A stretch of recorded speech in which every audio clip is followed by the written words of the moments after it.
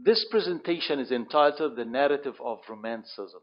In this presentation, I'd like to point out the historical and political contexts of the rise of Romanticism and how far Romanticism as a literary and intellectual movement is related to modern Western literary theory in general. Of course, Romanticism is placed in the 19th century between the 18th century narrative of neoclassicism and the 20th century narrative of the rise and birth of modern literary criticism. So its intermediate position is very important, for it signifies the rise of revolutionary need for change in the intellectual milieu of Western mindset in general. Of course, one of the most important historical factors that affected the rise of Romanticism in the 19th century was the French Revolution in the 18th century. The French Revolution was seen by European liberals as an icon of liberty and human justice and freedom in general.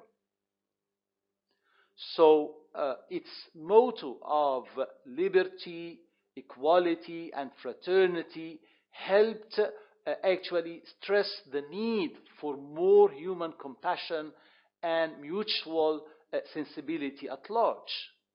This was one of the main actually core themes in Romantic poetry and vision in general.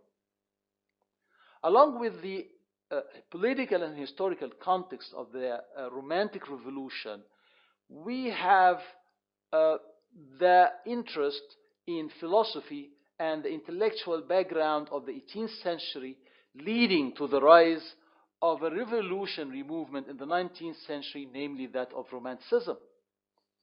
Now we have Immanuel Kant's philosophy of transcendental idealism,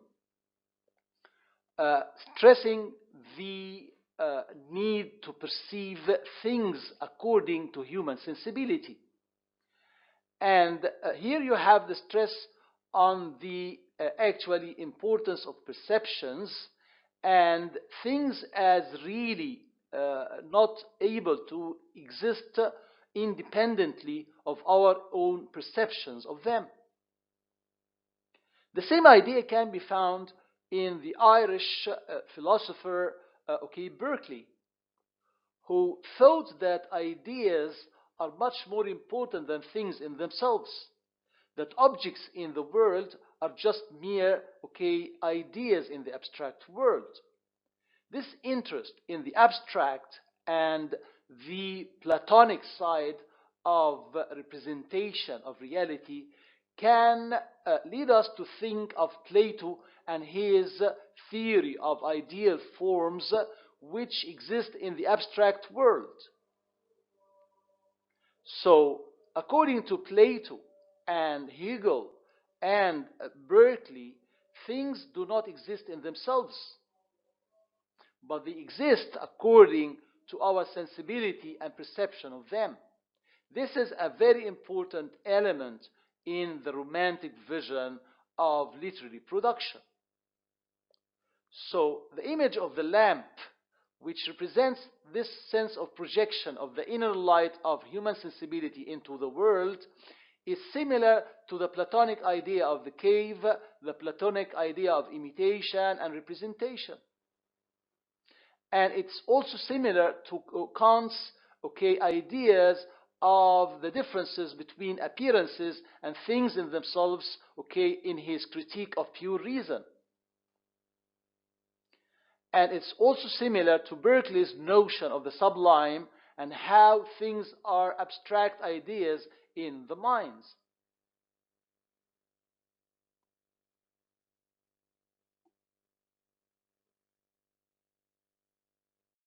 So what are the main Romantic figures in general?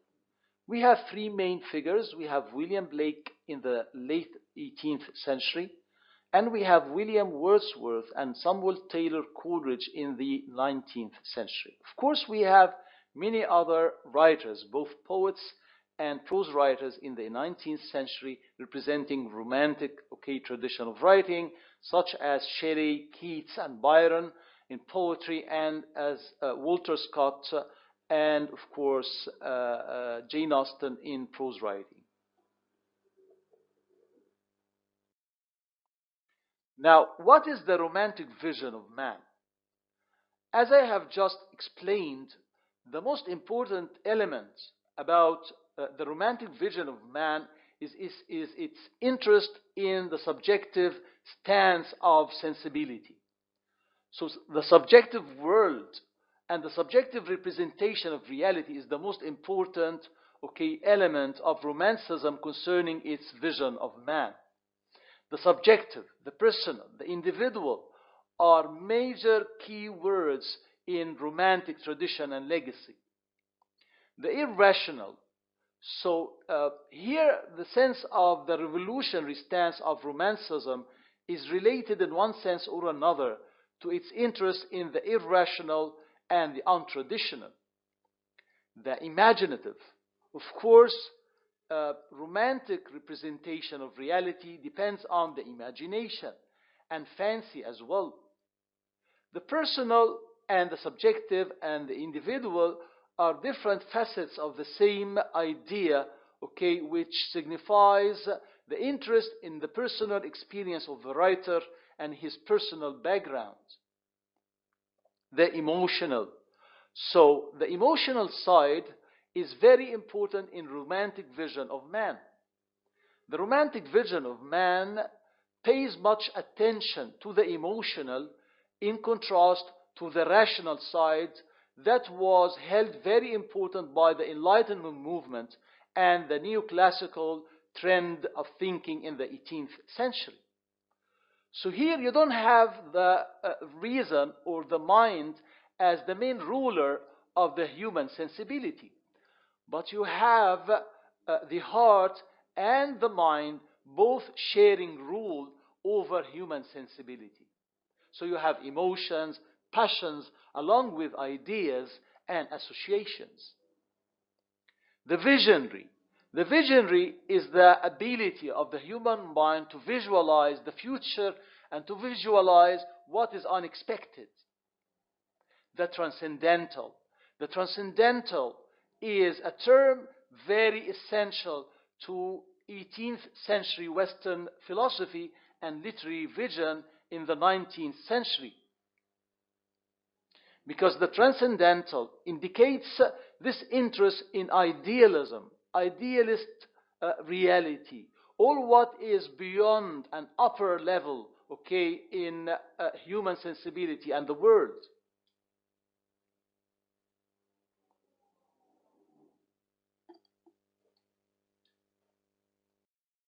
So what is the core of romantic philosophy? The core of romantic philosophy is the concept of nature. Nature here as a concept is different from the nature found in neoclassicism. Nature in neoclassicism represented order, unity, and harmony. Nature in romantic philosophy represents that sense of humanity at large, that sense of the divine, which is found in natural phenomena, in natural landscape, and this sense of the divine in nature. Emotion. What is emotion? Emotion is a very important part of the human sensibility. It is part and parcel of human awareness of the world. So ideas were very important in neoclassicism, but here emotions and passions are very important for romantic philosophy in general. Senses. Senses are very important because they are mediators between human sensibility and the world. They sense what is perceived in the world and projects the inner light of the human mind into the world. The self. The self is a very important factor in the romantic philosophy. because it indicates this interest in the human subjectivity of the perceiver or the poet who perceives. Genius.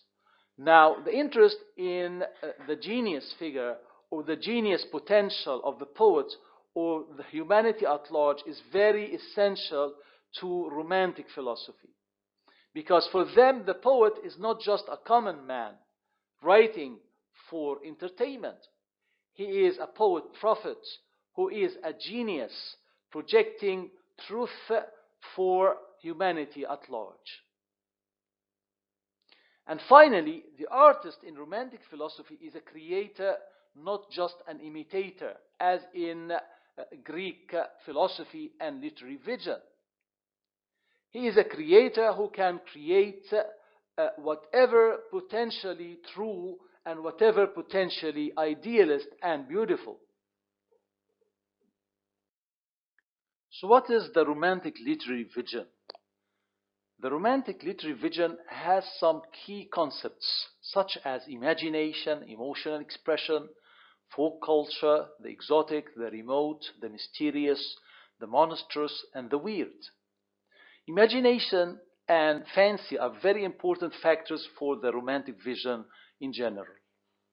Emotional expression is very essential for the production of Romantic poetry, which is mainly interested in the representation of subjective emotions, passions, and experiences in general.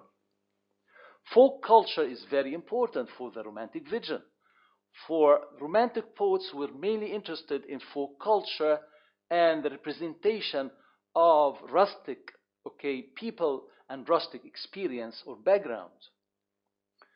The interest in the exotic, all what is far removed from reality or far and exotic, and distant. So you have many Romantic poets interested in the depiction and representation of Oriental experience and Oriental background stories. The remote, the interest in the remote, here the remote in the sense of space and time. So the remote in time is the interest in, for example, in romances, in past experience, and the remote in space is the interest in what is remote in terms of physical space. For example, the representation of Oriental people and others.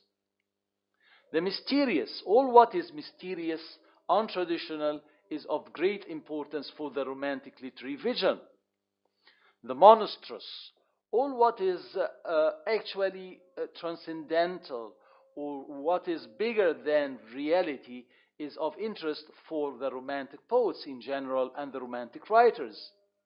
So the interest in the Gothic, the interest in the mysterious background of castles and distant places, this is very important for the Romantic literary vision in general.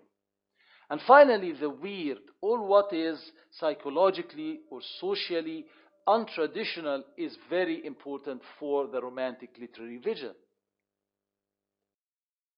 So what are the features of Romantic poetry? In terms of form, you have the use of vernacular language. So you have here, instead of poetic diction, you have the use of the common language of rustics and peasants.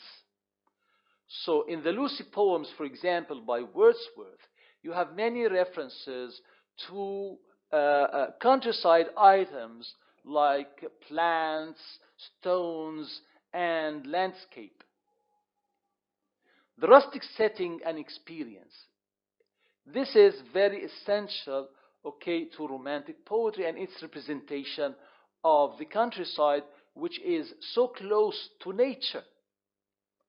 The representation of nature as a main theme is very important for Romantic poetry. Nature here is not just the nature of the rustic background in the countryside, but it's nature at large. So you have the representation of the sea in Coleridge, You have the representation of farms in Wordsworth and other, of course, themes related to nature. Finally, the theme of childhood and the symbolism of childhood is very essential for romantic poetry. In William Blake, for example, you have childhood related to the divine, associated with Christ himself. So childhood representing innocence, purity, and this sense of the imaginative and the exotic experience are all related to the romantic, form and content in the 19th century.